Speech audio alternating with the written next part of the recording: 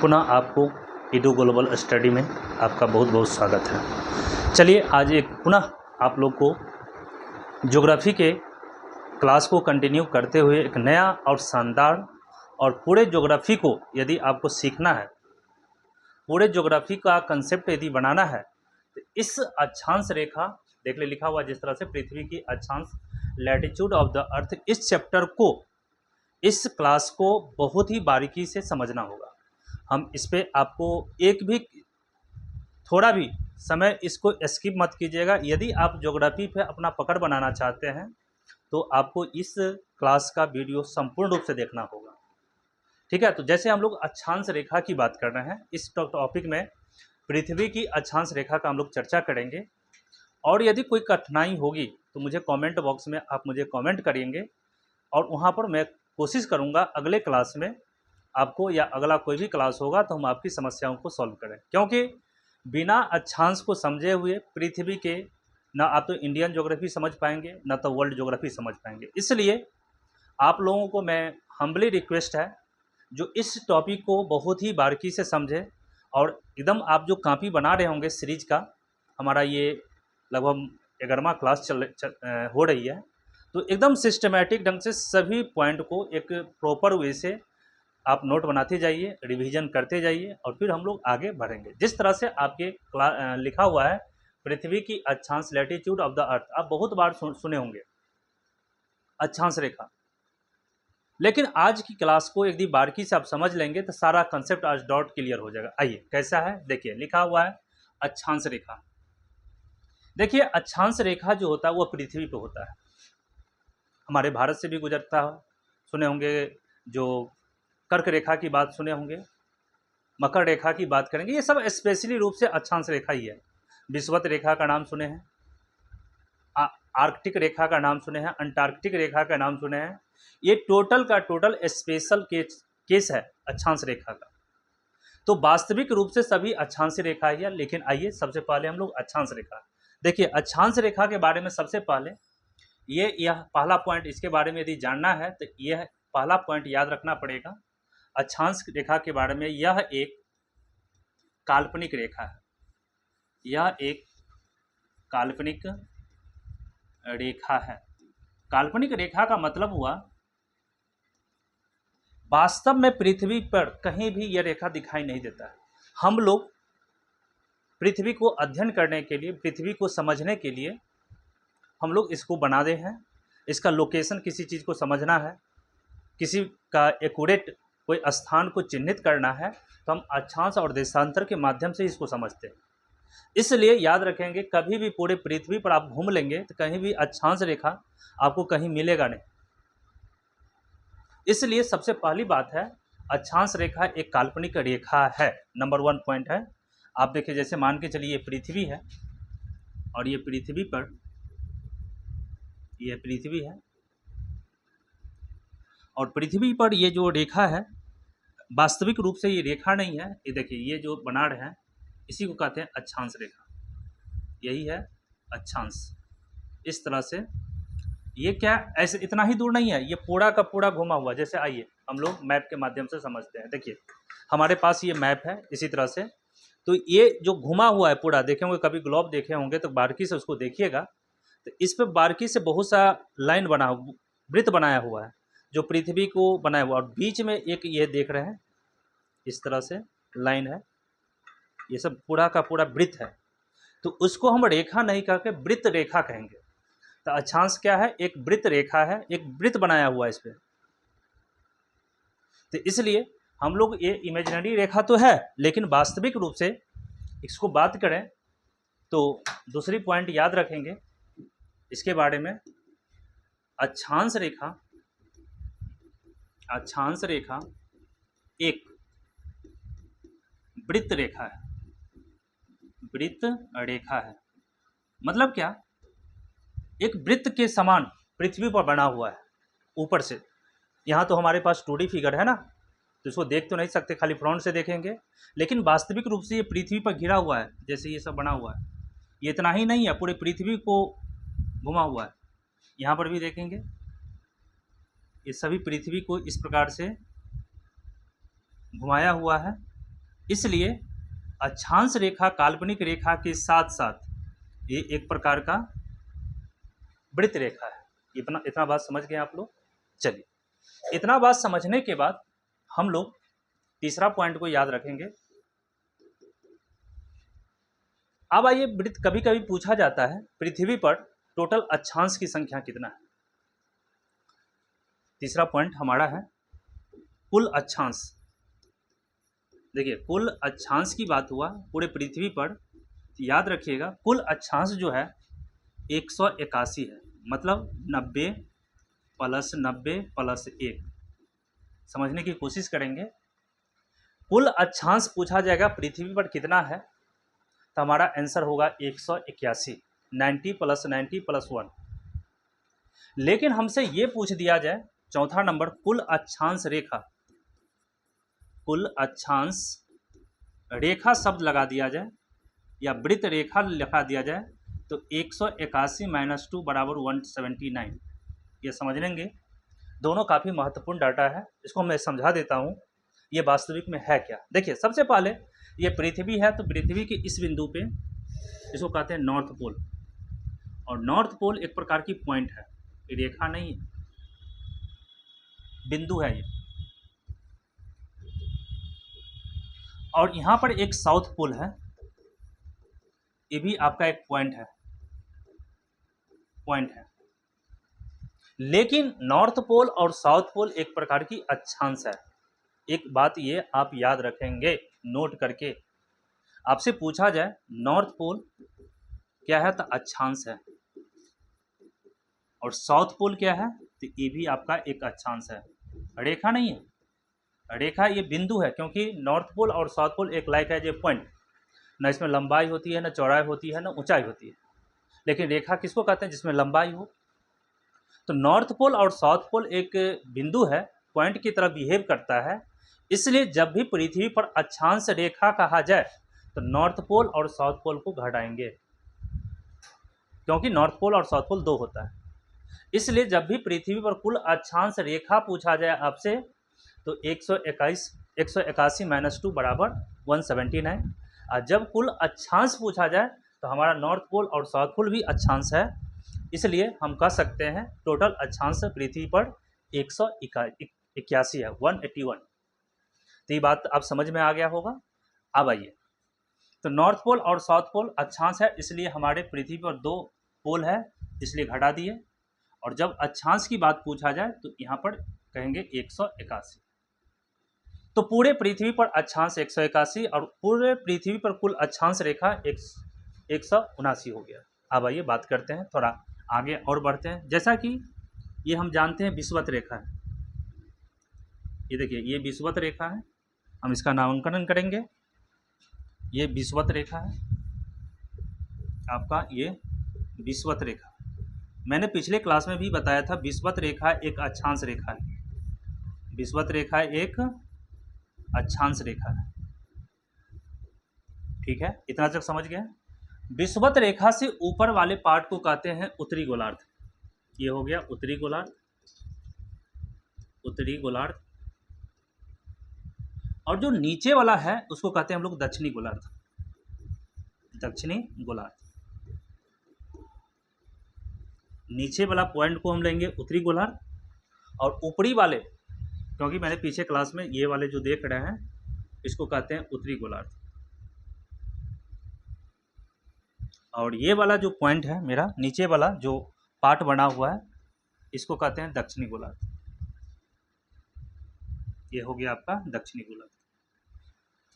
तो कभी कभी हमसे पूछा जाता है ये विषुवत रेखा किस साइड है, उत्तरी गोलार्ध में है या दक्षिणी गोलार्ध में, तो कहीं नहीं है, बीच में है, ये दोनों को बांटती है। तो हम लोग याद रखेंगे इस बातों को। तो 5वां पॉइंट, विषुवत रेखा, विषुवत रेखा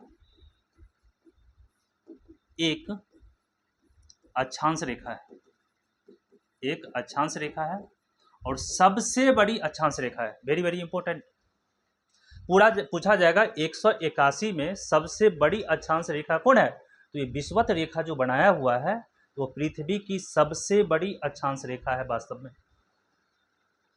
तो एक बात ये काफ़ी इंपॉर्टेंट है, इसके बारे में ये अगला पॉइंट जरूर लिखेंगे। विषुवत रेखा सबसे बड़ी अक्षांश रेखा है, अक्षांश रेखा है जो पृथ्वी को उत्तरी गोलार्ध एवं दक्षिणी गोलार्ध में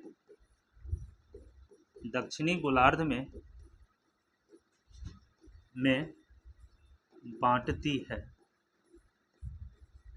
याद रखेंगे, जो विषुवत रेखा है, आप बारीकी से समझिए, ये विषुवत जो रेखा है पूरे पृथ्वी को दो भाग में बांट दिया।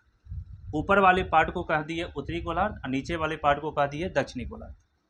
इसके पीछे वाला क्लास में देखे हैं।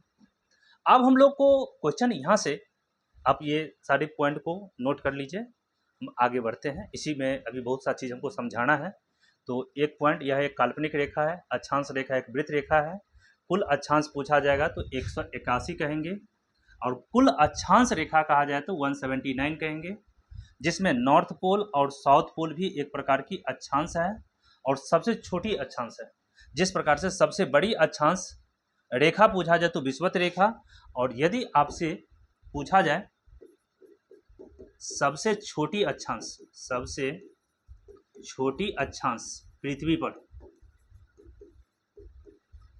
पृथ्वी पर तो हमारा आंसर होगा नॉर्थ पोल और साउथ पोल। तो यहाँ पर आपका सबसे बड़ी अक्षांश हो गया विषुवत रेखा, और सबसे छोटी अक्षांश जो हो गया नॉर्थ पोल और साउथ पोल। ये बातें आपको पूरे कंसेप्ट क्लियर हो गया होगा दोस्तों। आशा करते हैं आप ये सारी बातें समझे होंगे। और अभी बहुत कुछ जानना है, क्योंकि आज हमारा जो टॉपिक है अक्षांश रेखा पे है, और अक्षांश रेखा इतना इम्पोर्टेंट है किसी भी एग्जामिनेशन में। अब जब जाएंगे या भूगोल को समझना है, या कहीं भी इतिहास में भी जाइएगा, या कहीं भी जनरली चीज़ को हम लोग देखेंगे, तो अक्षांश अपने आप में काफ़ी महत्वपूर्ण टॉपिक है। इसलिए बहुत ही बारीकी से इसको समझना होगा आप लोगों को। ठीक है, आगे बढ़िए। इसको हम लोग बताते हैं। अब इतना चीज़ क्लियर होने के बाद यहाँ पर एक प्रश्न है, समझिए। इसको आप लोग स्क्रीनशॉट लेके उतार लिए होंगे। अब आइए यहाँ पर समझाने की दूसरी पॉइंट हम लोग करते हैं। यहाँ पर आपका टोटल पॉइंट 7 हो गया है। इधर आइए। जिस प्रकार से पृथ्वी को दो भाग में हम लोग बांट दिया, कितने भाग में बांटे? 2 भागों में बांटे। तो यहाँ पर समझिए, 2 भाग में जब बांटे तो ये हमारा एक उत्तरी गोलार्ध और ये हो गया दक्षिणी गोलार्ध। तो क्वेश्चन पूछ देगा उत्तरी गोलार्ध में कुल अक्षांश, आपसे ये पूछा जाए उत्तरी गोलार्ध में कुल अक्षांश कितना है, तो हमारा आंसर होगा 90, क्योंकि 90 + 90 और 1 81। तो 90 और 90 180 और 181, पूरे पृथ्वी पर 181 है। लेकिन आपसे ये क्वेश्चन बारीकी से पूछ दिया जाए उत्तरी गोलार्ध में कुल अक्षांश कितना है, तो मेरा आंसर होगा 90। लेकिन आपसे ये क्वेश्चन पूछ दिया जाए फिर घुमा के उत्तरी अक्षांश में कुल अक्षांश रेखा लगा दिया जाए, अक्षांश रेखा, तो 90 तो कुल है, लेकिन उत्तरी गोलार्ध में नॉर्थ पोल भी तो आ गया। तो इसमें से क्या करेंगे, नॉर्थ पोल रेखा तो नहीं है, इसलिए हमारा होगा 89। क्या समझ में आ गया? क्योंकि नॉर्थ पोल अक्षांश रेखा नहीं, अक्षांश है लेकिन अक्षांश रेखा नहीं है। 9वां पॉइंट याद रखेंगे आप लोग, नॉर्थ पोल पूछा जाएगा, नॉर्थ पोल, इसी को हम लोग नॉर्थ पोल बोलेंगे, या इसी को उत्तरी गोलार्ध, हिंदी में कहेंगे उत्तरी गोलार्ध। उत्तरी गोलार्ध कहाँ है, तो उत्तरी गोलार्ध, उत्तरी ध्रुव। एनपी का मतलब होता है नॉर्थ पोल, उत्तरी ध्रुव।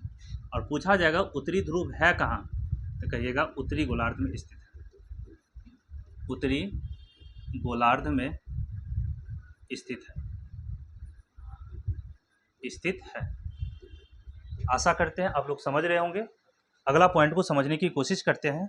आइए, 10वां पॉइंट है हमारे, पूछा जाएगा दक्षिणी गोलार्ध। अब आइए दक्षिणी गोलार्ध की बात करते हैं। दक्षिणी गोलार्ध, अब दक्षिणी गोलार्ध कहाँ से, तो यहाँ से लेके इधर की बात कर रहे हैं, ये हमारा हो गया दक्षिणी गोलार्ध।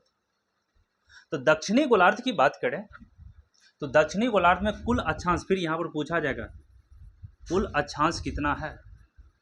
दक्षिणी गोलार्ध में कुल अक्षांश यदि पूछा जाए तो यहाँ 90 होगा आंसर। लेकिन फिर वहीं पे पूछ दिया दक्षिणी गोलार्ध में कुल अक्षांश रेखा, अक्षांश रेखा तो 90 - 1 = 89। देखिए क्वेश्चन किस प्रकार से क्वेश्चन पूछा जाए, पूरे पृथ्वी पर अक्षांश तो 181, पूरे पृथ्वी पर अक्षांश रेखा तो 181 में से 2 को नॉर्थ पोल और साउथ पोल को घटाएंगे तो 179।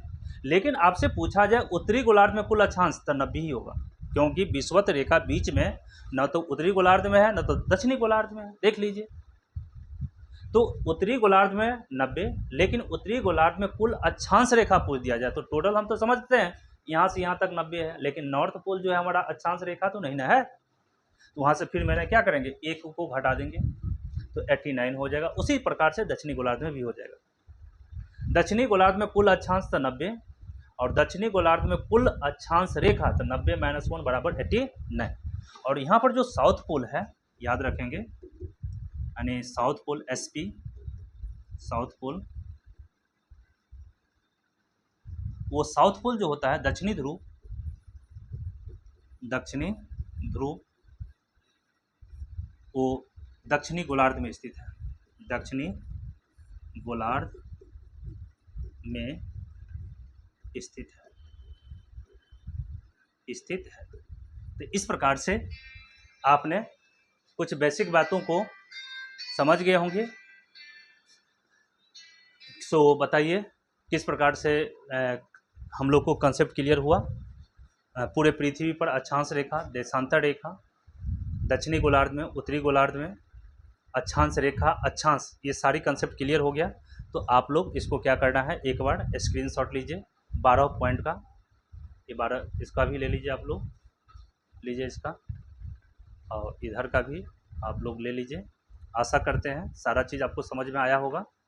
अब आइए नेक्स्ट पॉइंट पे हम लोग चलते हैं। चलिए अब हम लोग समझने की कोशिश करेंगे, थोड़ा एंगल की बात करेंगे। अक्षांश का एंगल काफ़ी इंपॉर्टेंट है। तो नंबर 2 पॉइंट, चलिए आइए हम लोग, अगला हेडलाइंस है अक्षांश का कोण। अक्षांश का कोण, अक्षांश का कोण की वैल्यू करते हैं हम लोग। जैसा कि ये देख रहे हैं, ये पृथ्वी है, यहाँ पृथ्वी है तो यहाँ बीच में एक सेंटर होगी, और हम जानते हैं ये नॉर्थ पोल हो गया, ये नॉर्थ पोल हो गया, और ये साउथ पोल हो गया, ये नॉर्थ पोल हो गया और ये साउथ पोल हो गया। तो नॉर्थ और साउथ यहीं से डिसाइड किया जाता है, यहाँ से। और देखेंगे बीच सेंटर से यहाँ पर एक एंगल खींचा गया, इसको कहते हैं 0 डिग्री। क्या कहेंगे इसको, 0 डिग्री। और जब हम नॉर्थ की ओर जाएंगे, देखिए ये हमारा यहाँ से, जैसे ये हो गया 1 डिग्री नॉर्थ, 2 डिग्री नॉर्थ, इसी तरह से 3 डिग्री नॉर्थ, ऐसा ही करते करते करते करते हमारा 90 डिग्री जो होता है, अति नॉर्थ पोल जो होता है वो 90 डिग्री नॉर्थ होता है, क्योंकि 1 डिग्री 2 डिग्री यहाँ से कंसीडर करेंगे, सेंटर से कंसीडर करेंगे, और यहाँ से हम लोग कंसीडर करते हैं। तो 0 degree, 1 degree north, 2 degree north, 3 degree north, और करते करते जब हम नॉर्थ पोल पर पहुँचेंगे तो वो 90 डिग्री नॉर्थ हो जाएगा। और उसी प्रकार से जब साउथ की ओर आएंगे तो यहाँ से 1 degree south, 2 degree south, 3 degree south, और इसी प्रकार से चलते चलते साउथ पोल पे 90 डिग्री साउथ हो जाएगी। तो इस प्रकार से हम लोग देखें तो यहाँ प्रकार आपका सभी अक्षांश रेखा बन रही है। टोटल का टोटल 1 डिग्री के बीच में हम लोग बना रहे हैं टोटल।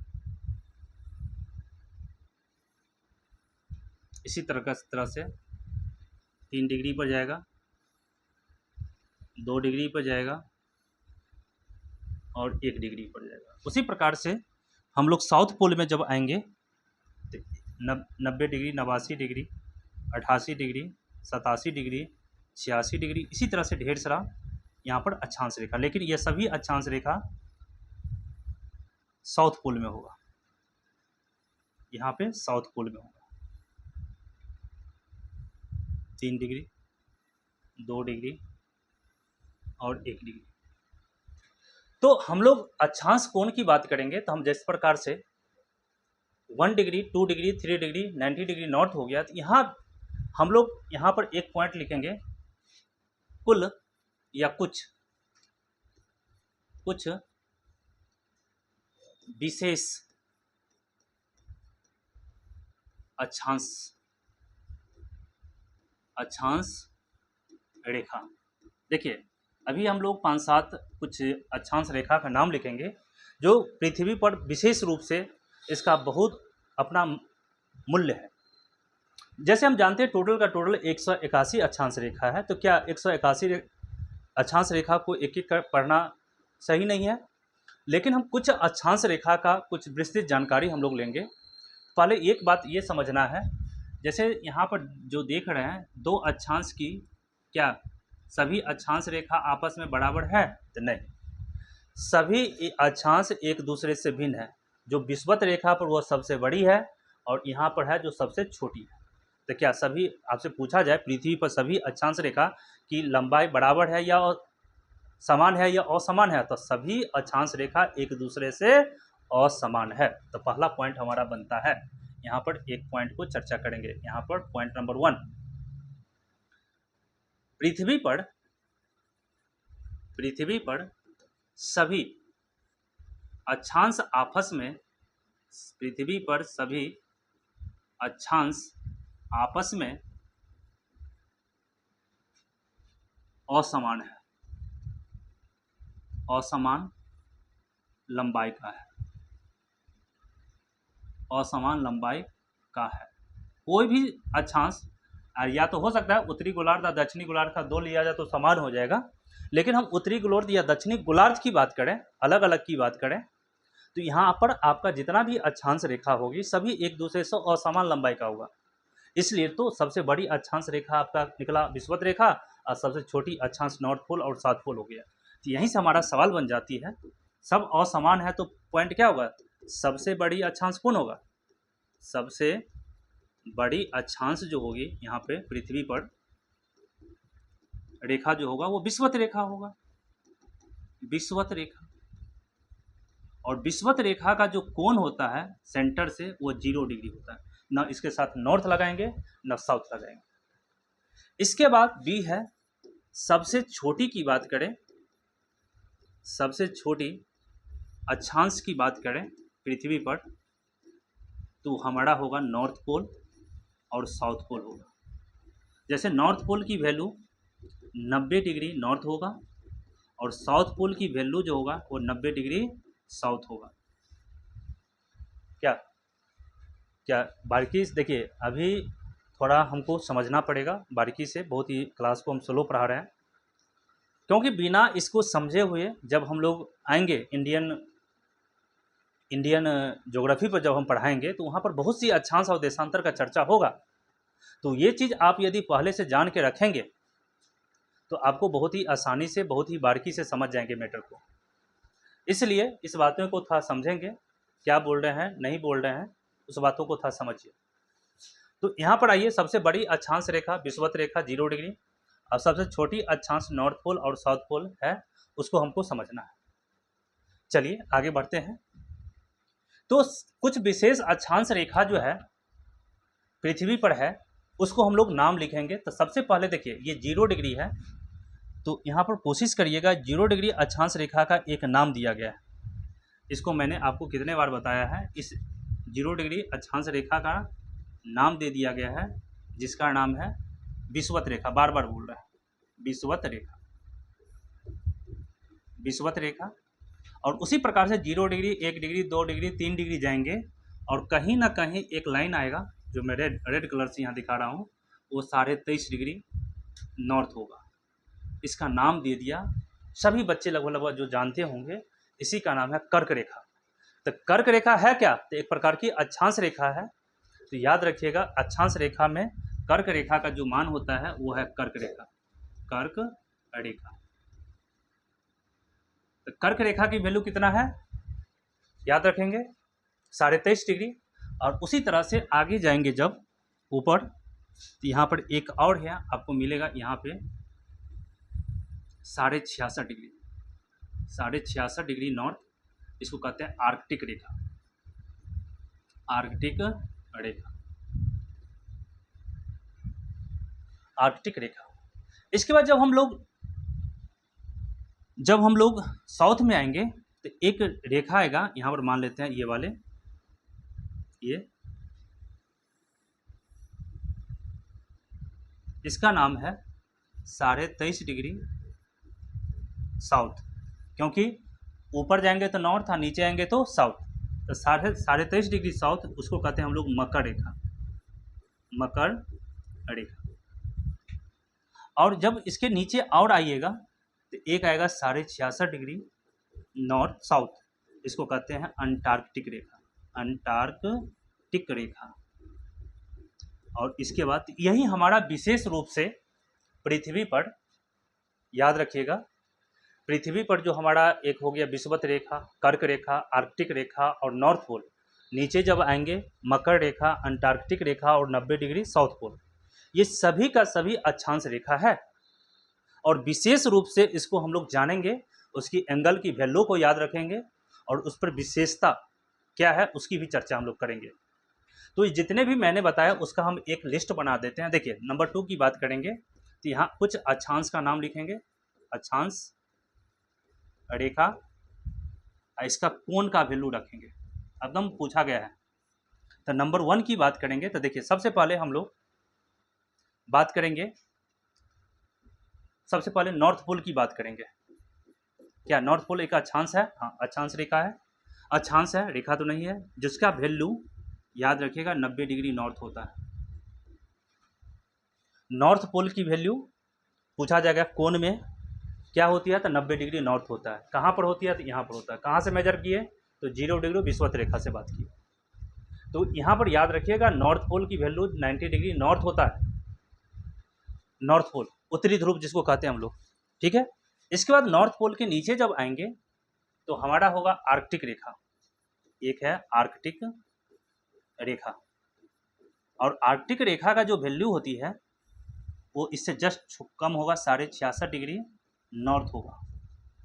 इसके बाद हमारा होगा कर्क रेखा, जहां सभी बच्चे जानते होंगे भारत के मध्य से कर्क रेखा गुजरती है। सभी बच्चे कमेंट करेंगे, कर्क रेखा भारत के मध्य से गुजरती है, सब जानते हैं, यस सर गुजरती है।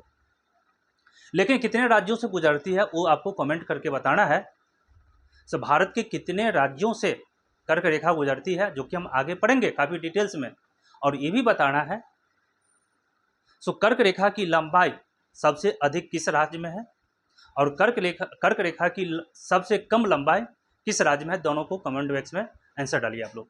तो यहाँ पर north pole 90 degree north, Arctic रेखा 66.5 डिग्री नॉर्थ, और कर्क रेखा इसकी वैल्यू 23.5 डिग्री नॉर्थ। ये तीन जो है विशेष रूप से अक्षांश, और ये तीनों का तीनों याद रखिएगा उत्तरी गोलार्ध में है, उत्तरी गोलार्ध में, उत्तरी गोलार्ध में। इसके बाद आइए हमारा अगला पॉइंट है, समझ गए होंगे।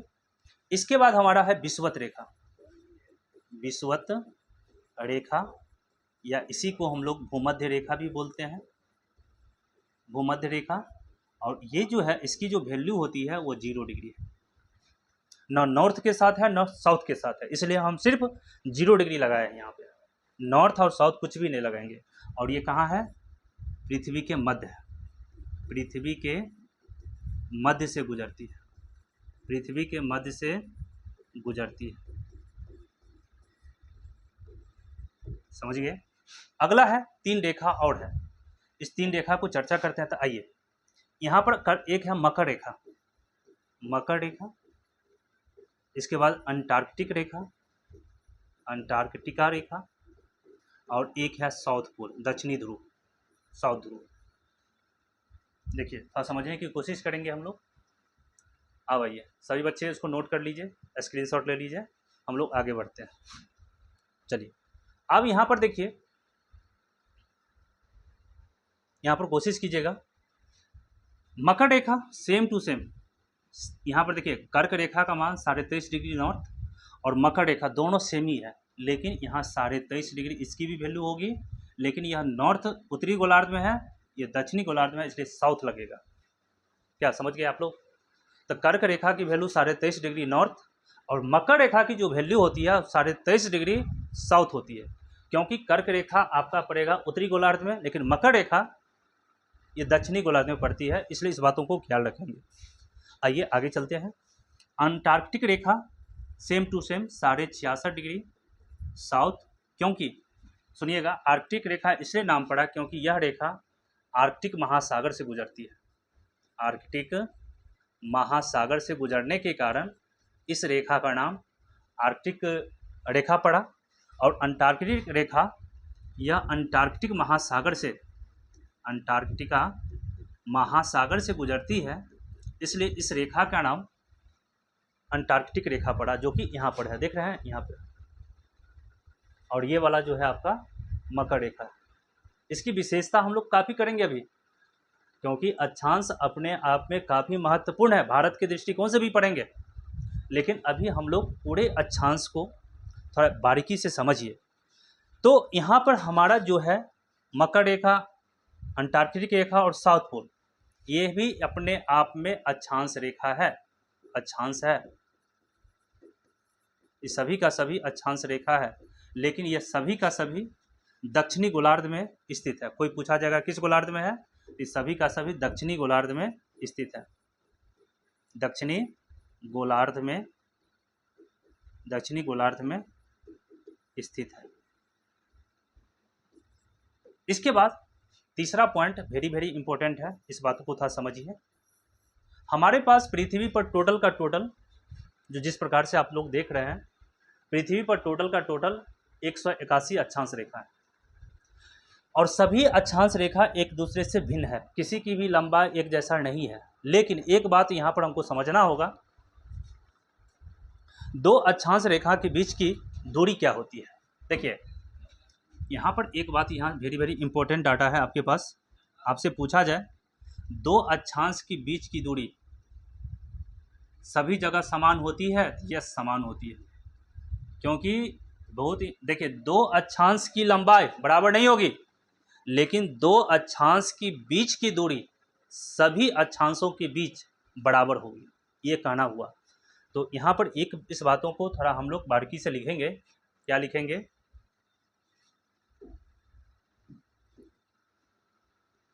नंबर 1, दो अक्षांश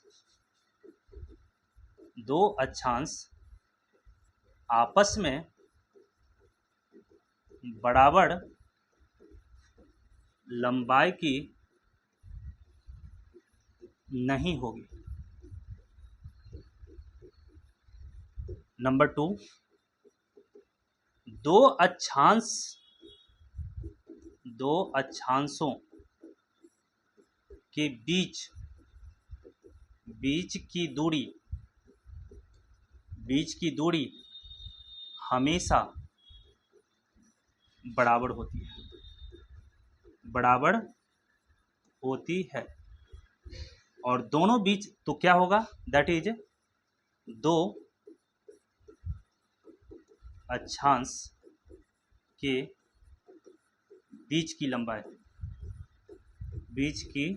लंबाई आपसे पूछा जाए, ये डाटा बहुत इंपॉर्टेंट है, 111 किलोमीटर।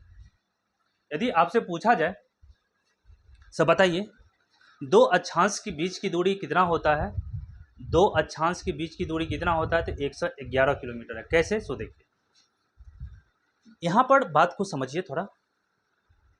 देखिए आपके सामने ये टोटल है अक्षांश है, हम एक भी देशांतर अभी एक बार भी चर्चा हम नहीं किए हैं, क्योंकि मेरा इस पर भी एक क्लास बनेगा और अभी भी इस पर एक क्लास और बनेगा, ये भाग 1 हो जाएगा अक्षांश का, और दूसरा जो क्लास है जो भारत के दृष्टिकोण से भी हम देखेंगे वो भाग 2 होगा अक्षांश का, तो वो भी क्लास देखना मत भूलिएगा, तब जाके आप अक्षांश के बारे में काफ़ी डिटेल्स क्लियर हो जाएगा।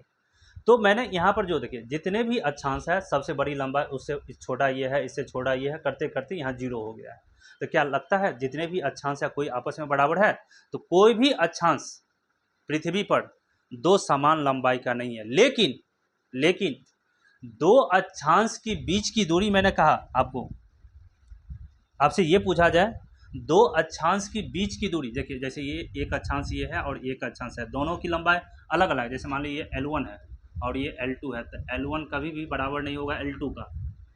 लेकिन यहाँ पर D1 है, यहाँ D2 है, यहाँ D3 है, यहाँ D4 है, तो सभी D1 बराबर D2 बराबर D3 बराबर D4 होगा और इसकी लंबाई 111 किलोमीटर होगा। तो मैंने आपको ये बताया दो अक्षांश के बीच की दूरी आपस में बराबर होगी, लेकिन दो अक्षांश आपस में बराबर नहीं होगी। इस बातों को मैंने चर्चा किया।